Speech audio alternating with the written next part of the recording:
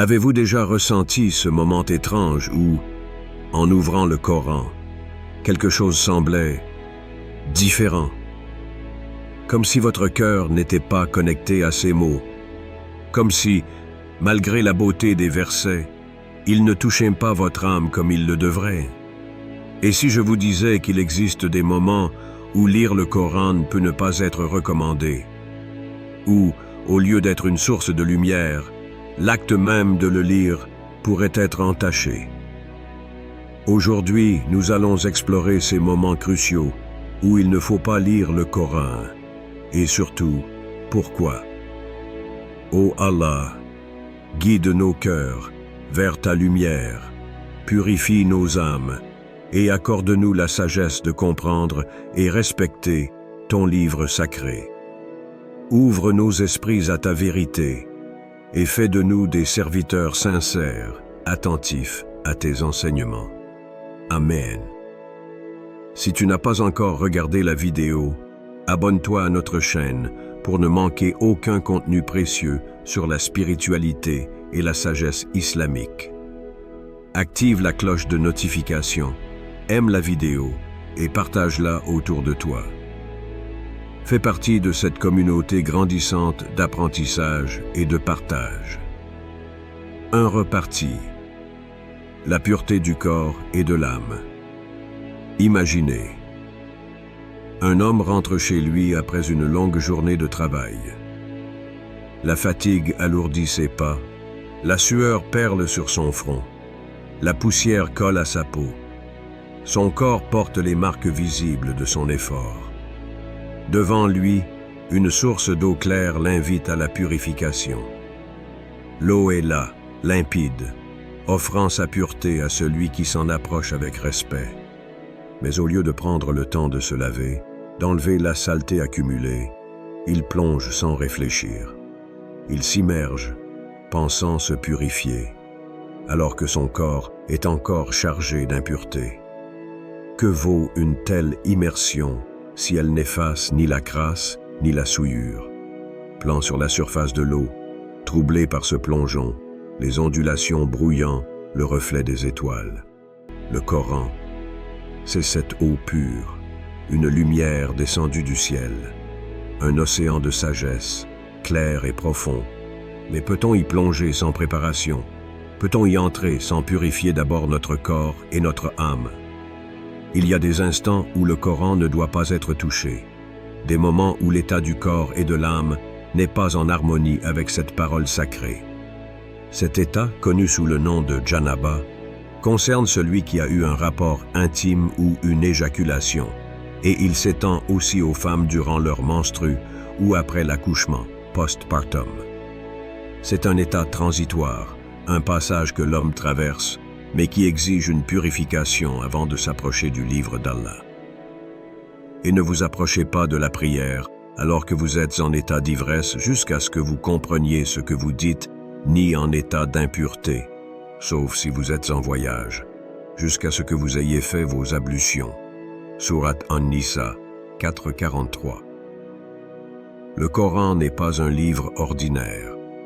Il n'est pas un texte qu'on lit machinalement, entre deux distractions du quotidien. C'est une rencontre, un dialogue entre l'âme et le divin, un miroir où se reflète notre propre lumière intérieure. Mais si ce miroir est embué par l'impureté, comment pourra-t-il nous refléter la vérité?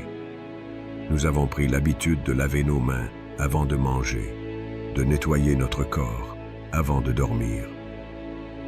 Nous savons que l'eau purifie ce qui est visible. Mais qu'en est-il de l'invisible, de l'âme, du cœur? Lire le Coran dans un état d'impureté majeure, c'est comme vouloir accueillir une lumière dans une lampe poussiéreuse. Elle brillera, mais sa clarté sera altérée. Plan sur un homme accomplissant ses ablutions. L'eau coule de ses mains en ralenti, chaque goutte semblant effacer une impureté invisible. Il ne s'agit pas seulement d'un acte physique. Chaque geste de purification est une porte qui s'ouvre vers la présence d'Allah. Chaque goutte qui glisse sur la peau, chaque frisson d'eau fraîche, chaque instant où l'on passe ses mains mouillées sur son visage, c'est un retour à l'état originel. C'est une préparation à recevoir ce qui est sacré. Et toi, prends-tu toujours le temps de te préparer avant d'ouvrir le livre d'Allah? Te rends-tu compte du moment sacré que représente cette lecture? Ou lis-tu parfois, machinalement, distraitement, sans même prendre conscience de ton état? Cette version apporte une atmosphère plus immersive, en utilisant un ton méditatif et des images visuelles puissantes pour captiver le spectateur. Elle fait ressentir l'importance de la purification non seulement comme un rituel, mais comme un acte spirituel profond. Qu'en penses-tu? Deuxième partie. L'esprit dispersé, le cœur absent, lire sans lire. Regarder sans voir. Réciter sans comprendre. Il y a des instants où l'on ouvre le Coran, mais notre cœur reste fermé. Nous récitons les versets, nos lèvres murmurent les mots sacrés, mais notre esprit est absent. Les phrases coulent comme un ruisseau, mais elles ne pénètrent pas notre âme. Imaginez, quelqu'un vous parle, mais vous sentez qu'il ne vous écoute pas vraiment. Il hoche la tête machinalement, il prononce des mots automatiques, mais son esprit est ailleurs. Comment vous sentiriez-vous face à une telle indifférence? Et maintenant, retournez la situation. Quand nous lisons le Coran sans attention, c'est nous qui faisons cela avec les paroles d'Allah. La lecture du Coran n'est pas un simple exercice de prononciation. C'est une rencontre avec la parole divine. Mais une rencontre nécessite une présence réelle. Le prophète, paix et bénédiction soient sur lui, a dit « Invoquez Allah avec un cœur humble et attentif. Allah n'exauce pas l'invocation d'un cœur distrait et insouciant. » Rapporté par Tirmidhi. Si même une invocation perd de sa puissance lorsqu'elle est faite sans sincérité, alors que dire de la lecture du Coran? Combien de fois avons-nous lu le Coran par habitude, sans même en ressentir l'impact? Nous ouvrons le livre, nous récitons, mais nos pensées sont ailleurs. Qu'est-ce que je vais faire après? J'ai oublié d'envoyer ce message. Je suis fatigué. J'irai plus vite aujourd'hui. Et nous nous demandons ensuite pourquoi nous ne ressentons rien. Le Coran est un dialogue entre Allah et nous. Mais peut-on dialoguer avec quelqu'un en étant distrait? Peut-on entendre une voix si notre cœur est déjà bruyant de 1000 préoccupations? Quand as-tu lu le Coran pour la dernière fois et ressenti qu'il parlait directement à ton âme? Lorsque nous lisons avec attention, chaque verset devient une clé qui ouvre une porte intérieure. Lorsque nous lisons avec présence, chaque mot devient une lumière qui éclaire un chemin caché. Cette version joue sur un style introspectif et émotionnel en mettant en scène la lutte entre distraction et connexion spirituelle. Elle pousse le spectateur à une réflexion profonde sur sa propre manière de lire le Coran. Dis-moi si cela correspond à ce que tu recherches, ou si tu veux une approche encore différente. Troisième partie. Lire le Coran avec un cœur en colère ou arrogant. Parfois, nous ouvrons le Coran, mais notre cœur n'est pas prêt. Il est fermé. Il est agité. Il est en colère. Nous pensons que simplement tenir le livre dans nos mains nous apportera sa lumière. Mais la lumière ne pénètre pas un cœur sombre, un cœur gonflé de colère ou d'arrogance. C'est une lumière qui éclaire ceux qui se préparent à la recevoir. Mais cette lumière ne brille pas dans un cœur fermé. L'émotion humaine est puissante. Elle peut nous enflammer, nous embrouiller, nous aveugler. Et dans ces moments-là, lire le Coran devient difficile. Parce que la colère brûle les ponts entre notre cœur et la sagesse divine. Parce que l'orgueil empêche la lumière de se frayer un chemin à travers notre âme. Malheur à ceux dont le cœur est endurci contre l'invocation d'Allah. Ceux-là sont dans un égarement évident. Sourate Az-Zumar 39-22. Un cœur en colère, un cœur qui se gonfle d'orgueil. Ce cœur est comme une porte verrouillée. Aucune lumière ne peut y pénétrer. Aucun souffle de paix ne peut y entrer. Le Coran n'est pas une lecture comme les autres. Il n'est pas un simple texte que l'on parcourt pour se divertir ou se détendre. C'est une rencontre spirituelle, un dialogue avec celui qui connaît notre âme. Quand nos émotions sont enflammées, nos cœurs sont fermés. Quand nous sommes emportés par la colère ou l'arrogance, nous ne sommes plus réceptifs à la guidance divine.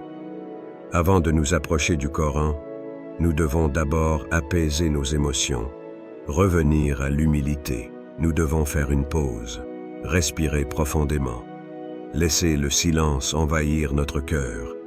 As-tu déjà essayé de lire le Coran en colère et ressenti qu'il ne touchait pas ton cœur?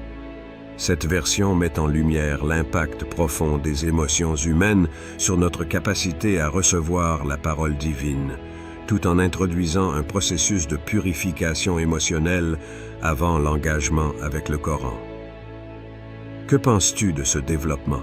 4 parties. Quand l'intention n'est pas pure. Il y a un dernier moment où il faut s'abstenir de lire le Coran, et c'est lorsque notre intention est détournée. Le Coran, ce n'est pas un spectacle. Ce n'est pas une occasion de se faire admirer par les autres. Mais combien d'entre nous, parfois, ouvrent ce livre avec un cœur rempli de désir de paraître? Combien d'entre nous lisent les versets pour impressionner, pour montrer notre piété aux autres? Un sourire fier, un geste solennel. Mais au fond, notre intention n'est pas pour Allah. Elle est pour les regards des autres. L'action ne vaut que par l'intention, et chacun sera rétribué selon son intention. Rapporté par Bukhari et Muslim. Si nos actes sont teintés d'une mauvaise intention, alors leur valeur spirituelle se perd. Et la lecture du Coran n'échappe pas à cette règle. L'intention est la clé. Si nous ouvrons le Coran pour que les autres voient notre dévotion, si nous le lisons comme une performance, alors nous passons à côté de son essence même. Le Coran n'est pas un livre à exhiber. C'est une conversation entre toi et ton Seigneur. Il ne se lit pas pour les autres, mais pour toi, pour nourrir ton âme. L'intention pure, c'est celle qui provient du fond de notre cœur. C'est celle qui nous pousse à ouvrir le Coran, non pour plaire aux autres, mais pour nous rapprocher d'Allah. Pour comprendre ses paroles, pour purifier notre cœur, pour apaiser notre âme. Le Coran est la voix d'Allah qui appelle à l'intérieur de nous.